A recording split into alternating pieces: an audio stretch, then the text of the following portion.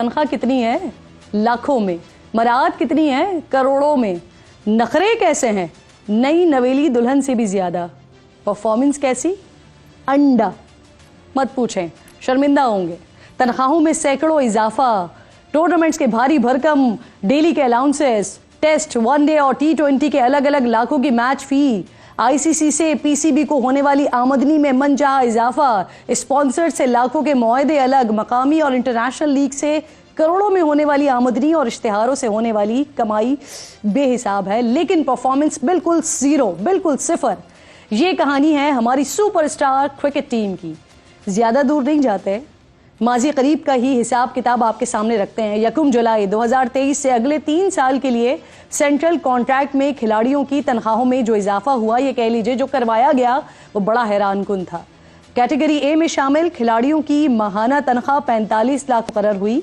Category B में शामिल खिलाड़ियों की माहाना तनख्वाह 30 लाख, कैटेगरी सी में शामिल खिलाड़ियों की माहाना तनख्वाह 15 लाख और डी में शामिल खिलाड़ियों की कम से कम माहाना तनख्वाह 7.5 लाख हो गई।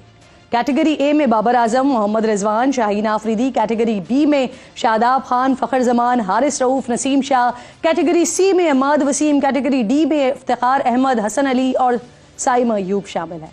हमारे चहीते क्रिकेटर्स की बेकमाई का सिलसिला यहीं पर रुक नहीं जाता है।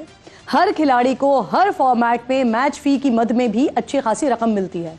इसमें भी गुज़िश्ता साल अच्छा खासा इजाफा किया गया था। टेस्ट मैच फी 8,38,000 से बढ़ाकर तकरीबन 12.5 लाख की गई। वनडे मैच फी 25% इजाफे के बाद 6,43,000 रुपए की गई, जबकि T20 की मैच फी में 12.5% इजाफा करके उसे 18,000 रुपए कर दिया गया। ये तो वो आमदनी है और वो मराहत हैं जो पीसीबी खिलाड़ियों को गुज़िश्ता साल किए गए कॉन्ट्रैक्ट के तहत दे रहा है। फिर इसके ऊपर मैच विनिंग प्राइज है, मैच में मिलने वाला नकद इनाम अलग है, जबकि बोर्ड की तरफ से सीजन में 2 गैर मुल्की लीग्स खेलने की इजाजत से क्रिकेटर्स को होने वाली आमदनी भी मजा दोबाला कर देती है। ये सब कुछ मिलने के बाद भी हमारे क्रिकेटर्स ने पीसीबी पर आईसीसी की सालाना आमदनी से मिलने वाले हिस्से में भी शेयर मांगा था, जिसकी वजह से गुज़िश्ता साल आईसीसी वर्ल्ड कप के दौरान भी पीसीबी और खिलाड़ियों के दरमियान मसाइल चल रहे थे। लेकिन बिलाखिर फिर पाकिस्तान क्रिकेट बोर्ड को हथियार डालना पड़ गए। इंटरनेशनल आमदनी में से भी 3% शेयर्स खिलाड़ियों को देने पर रजामंद हो गए। वर्ल्ड कप से पहले और उसके दौरान पूरी जान लगाकर ना हमारे क्रिकेटर्स ने अपने मुआवजों में इजाफा तो करवा लिया, लेकिन जब इन मुआवजों को जस्टिफाई करने और मैदान में परफॉर्मेंस दिखाने की बारी आई तो हमारे यही मालामाल कौम के लाल खेलना भूल गए।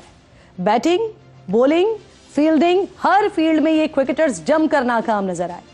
वनडे रैंकिंग में नंबर 1 टीम बाबर आजम की कप्तानी में सितंबर में एशिया कप 2023 में फेवरेट के तौर पर दाखिल हुई, लेकिन सेमीफाइनल में श्रीलंका के हाथों शिकस्त खाकर बाहर हुई।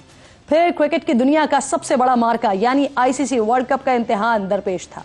यहां तो बाबर आजम की कप्तानी में कौमी टीम सेमीफाइनल तक भी नहीं पहुंच सकी। इंडिया में खेले गए वर्ल्ड कप में ग्रीन शर्ट्स ने 9 में से सिर्फ 4 मैचेस जीते थे और हमारे मालदार शाहीनों की उड़ान में पहले ही कोताही आ गई। इसके बाद न्यूजीलैंड के साथ बमुश्किल सीरीज ड्रॉ हुई।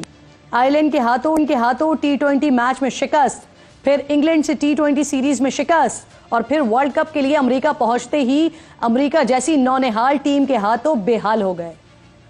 अमेरिका के हाथों शिकस्त के बाद इंडिया के खिलाफ बॉलर्स ने अच्छी परफॉर्मेंस दिखाकर कौम की उम्मीदें थोड़ी बांधी, लेकिन फिर उन्हीं ग्रीन शर्ट्स ने जीता हुआ मैच ऐसे हारा कि ना ही पूछें। एक के बाद एक शिकस्त की इस जारी दास्तान के बाद अब खबरें आ रही हैं कि पीसीबी ने क्रिकेटर्स के सेंट्रल कॉन्ट्रैक्ट का असर-ए-नौ जायजा लेने का फैसला किया है। खबरें यह भी हैं कि खराब परफॉर्मेंस वाले कौमी क्रिकेटर्स की सेंट्रल कॉन्ट्रैक्ट में तनज़ुली होगी और कई क्रिकेटर्स को तो शायद सेंट्रल कॉन्ट्रैक्ट से हाथ भी धोना पड़ सकते हैं। T20 वर्ल्ड कप में शिकस्त के बाद चेयरमैन पीसीबी मोहसिन नकवी भी कह चुके हैं कि टीम में बड़ी सर्जरी की जरूरत है। अब देख इस सर्जरी में छुरी तले आता कौन है।